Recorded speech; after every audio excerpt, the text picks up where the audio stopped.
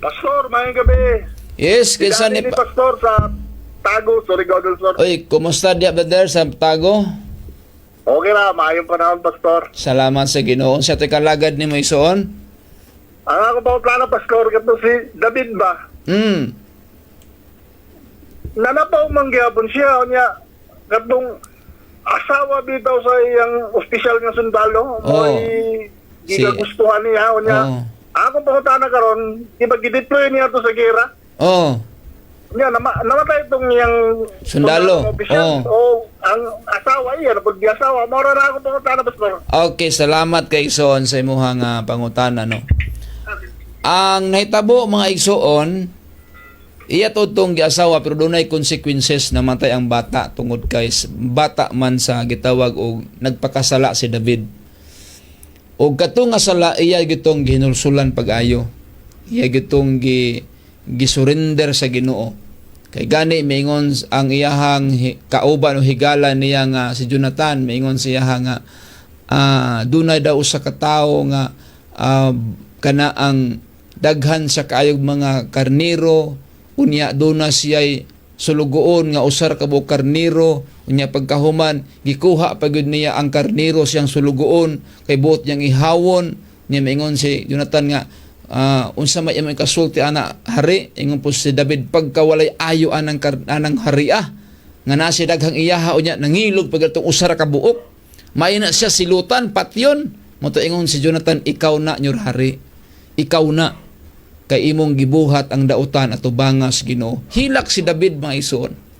Mo na ato mabasa sa Salmo 25:7, ang iyang pangamuyo sa Ginoo miingon gud siya, Ginoo, pasaylo ako sa sala sa akong pagkabatanon.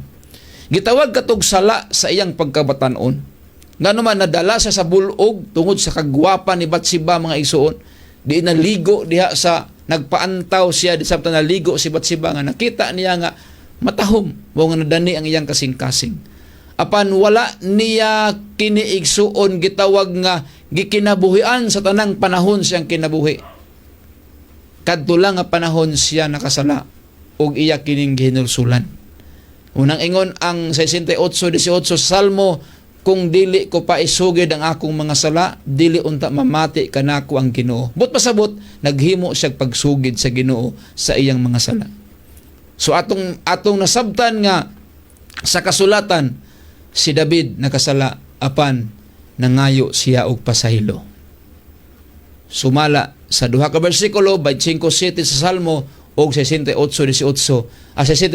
sa Salmo nga naingon gud siya, kung dili ko isugid ang akong mga sala, dili ang Dios mamati kanako. Mga 25:7 ingon si David, ingon si David, ayaw na hinumdumi ang akong mga sala sa akong pagkabatanon. So iya ginang giangkon mga kaisunan. So solusyon sa mga sala nga nahimo sa tao, samas nahimo ni David, nangayo siya pasaylo sa Ginoo. Sumala sa balaang kasulatan. Iyang gi-accept ang iyang sala nga nabuhat.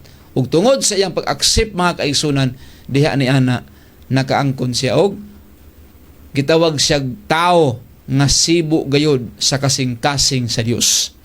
Ngano man kay kanuna niya gipangayo sa Ginoo nga mabag-o ang iyang kasing-kasing.